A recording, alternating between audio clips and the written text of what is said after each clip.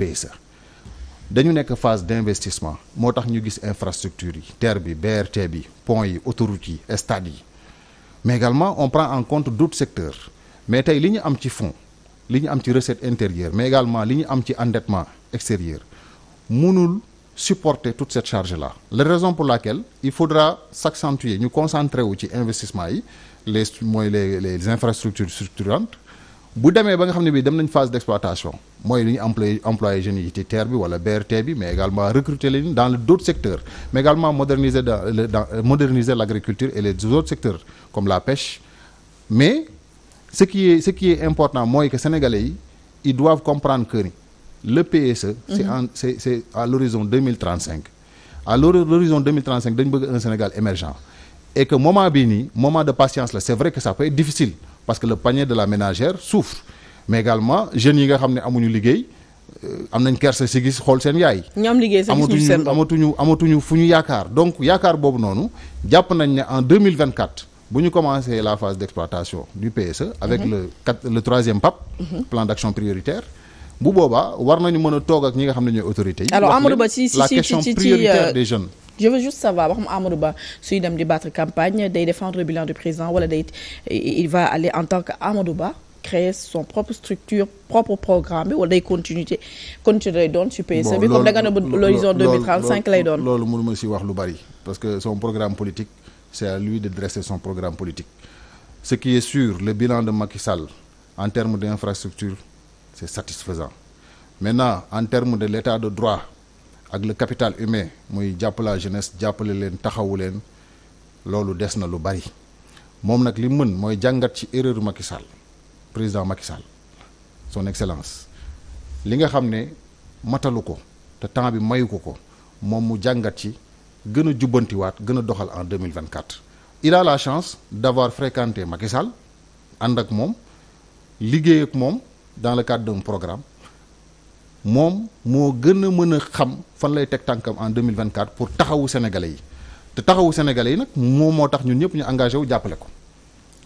jàppale wuñ ko pour nekk directeur wala nekk ministre dañ koy jàppale pour que mu taxawu askanu Sénégal en 2024 te moom lañ ci yaakaar maintenant nag son programme politique dina ko dévoiler au grand jour mais ce qui est important ñun aussi am na notre mot à dire la jeunesse a son mot à dire que loolu noonu jeunesse bi di ko mébét ci suuf mu nekk ñàkk yaakaar bu tas mais également jaaxle xamatuñ fu ñu jëm ak ci secteur yi nga wax yépp mooy emploi wala agriculture wala lu mu mënti nekk en tout cas il faudra que mu inscrire ko ci programme politique am jël ko en compte pour que mu am les chances de remporter les élections présidentielles. pour yow Amadou Ba l'ombre de Macky Sall bu ko naree topp ci campagne bi day nekk avantage ci moom wala lu koy désavantage lay doon. avantage lay nekk ci moom xamul lu tax parce que Macky Sall le président Macky Sall et je m'excuse son excellence le président Macky Sall il a fait preuve de grandeur et respect de la parole donnée moom dafa dem ba wax ne man Sénégal moo ma gënal sama bopp il a dit partout et que moom code d'honneur am moo ko gënal lu mu am ci kaw suuf donc wane na ni nit ku digne la nit ku respecté parole am la alors sénégalais yu bari ñu ngi ko doon xaar ci terrain troisième mandat ñooñu ñëpp tey dañoo xalangu. constitution moo ko mayul. constitution may na ko mayu ko il y a des gens qui ont été là forcé nañ troisième candidature du ma citer tur mais xam nañ leen non pas Sénégal kese mais en Afrique forcé nañ troisième candidature te jàll nañ mais moom su demee ba jàkkaarloog Sénégalais yi ne man damay respecter sama parole parce que Sénégal moo ma gënal lépp lu ma am ñëpp ko war a féliciter muy opposition muy parti au pouvoir muy voilà société civile donc tey mu ànd ak Amadou Ba campagne ak moom loolu force la koy may doole la koy may pour que mu mën a remporter les élections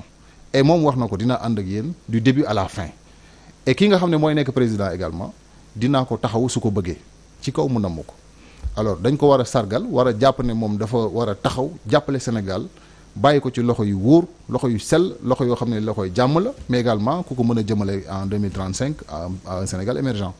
Pour la stabilité du pays tu penses pas que dañoo war a bàyyi ñëpp bokk parce que démb aussi gis nañu lu yeewu ñu génn ñu ne dañoo radier Ousmane Sonko ci liste électorale bi tu penses que pour un pays pour un état de droit bu ñu demee ba léegi dañuy segg ñu war a bokk ak ñu warta bokk est-ce que foofu noonu mën nañ fa wax ni dëkk boobu noonu élection yu fay am dina nekk élection yu inclusive ak yu transparente. alors man li ma mën a wax ci cas radiation d'un leader politique d'un parti politique mais également radiation des listes électorales bu amee rek am na cause sénégalais nag xamul ku tooñ ku fayu la xam am na ñoo xam ne ñii nekkuñu woon candidat mënuñu woon nekk candidat te dem nañ ci dialogue national ci li ñuy wax ni kan moo dem tooñ assemblée nationale non ki tooñ xam nañ ko en tout cas ce qui est sûr man je parle pas c'est pas un débat de personne mais ce qui est sûr mooy ku deful dara kenn du la def dara ku tooñ nag ba xam ne tooñ nga ba tooñar bi lu la dal war nga mën a assumer man personnellement dama contre un troisième mandat et dama ko assumer mais xasuma saagawuma j'ai fait 2 ou 3 émissions finies mais musuma attaquer les institutions parce que état dafa sacré état kenn du ko songu bu fekkee nag yow da nga def tooñ ba tooñar bi ñu ne la bàyyil amul kenn ku la mën a conseiller ne la dellul ginnaaw loolu y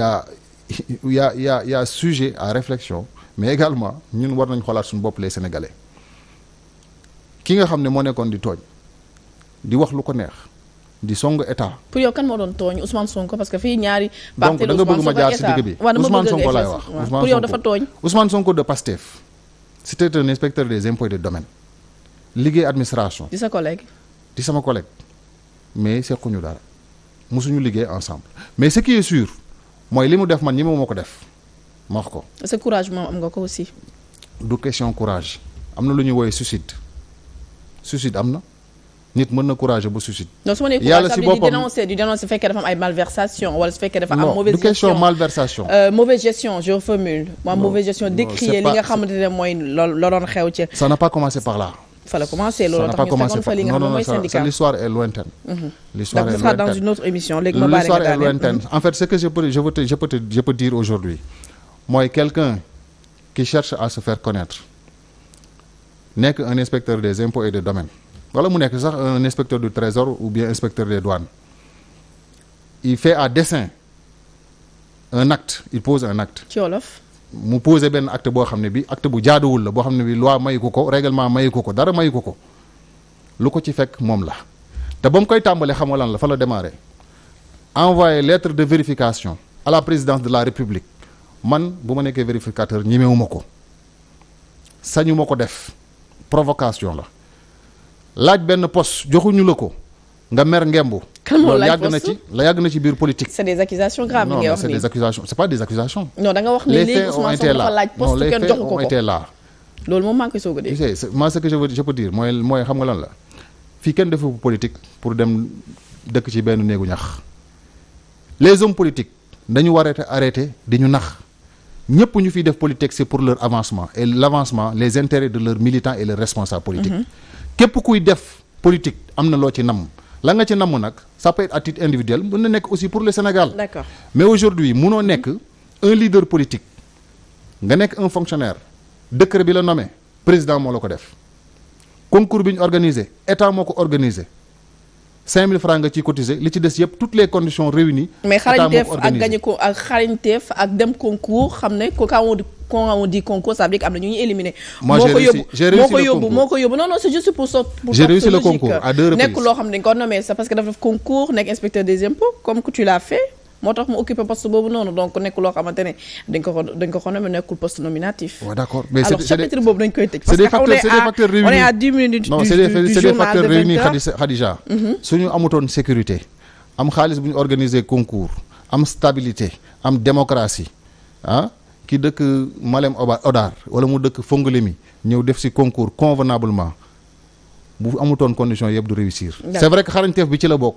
mais également conditions yi il faut que reconnaître à l'État que ni organiser de manière démocratique un concours nga réussir ko maintenant nag boo réussir bañ defal le décret nommé la ñu ne la obligation de réserve et de discrétion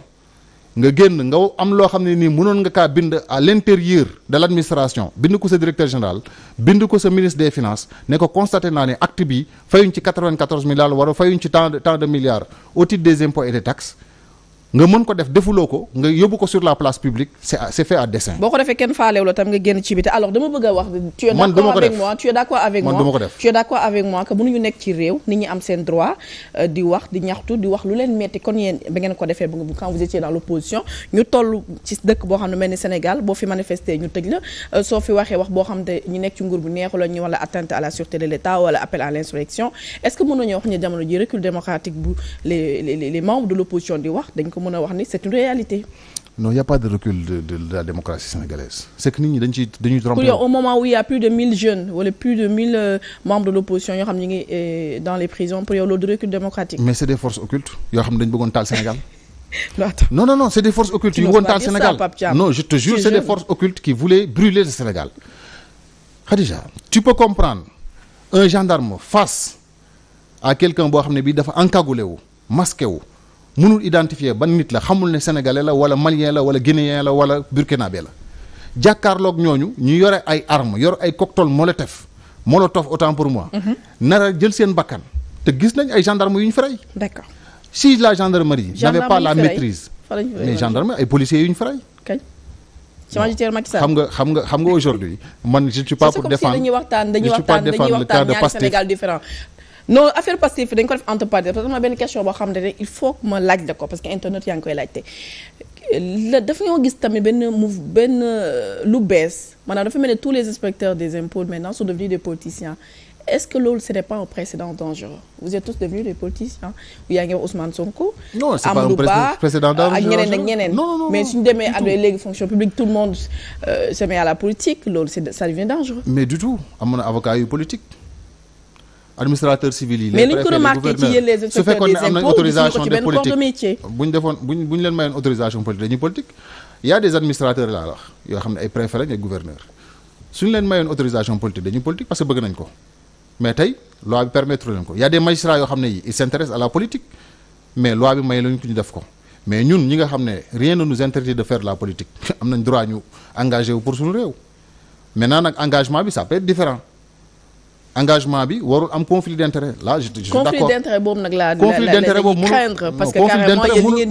li ngeen di xam sur le plan fiscal yéen kii secret yi ngeen di xam ngeen nekk des inspecteurs des impôts mais xam nga Khadija yow tu te maillot boo xam ne fa ngeen di tirer pour tu te contredis mooy li ma la wax léegi c'est-à-dire que ki utiliser position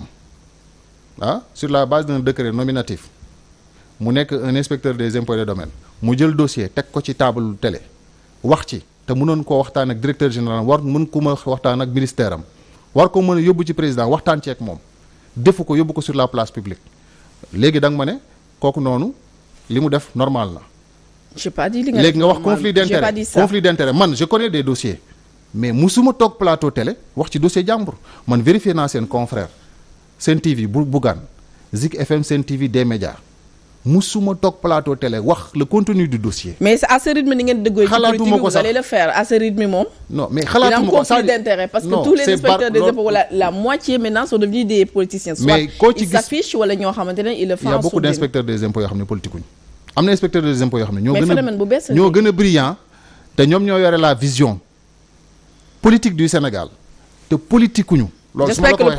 j'espère que le prochain président dina jël ay mesures ci loolu bul ma sànni xeer alors suñu dernier point il faut ñu wax ci ce mouvement mais on est temps bi dafa jeex tàkk donc il faut que ñu wax ci ce mouvement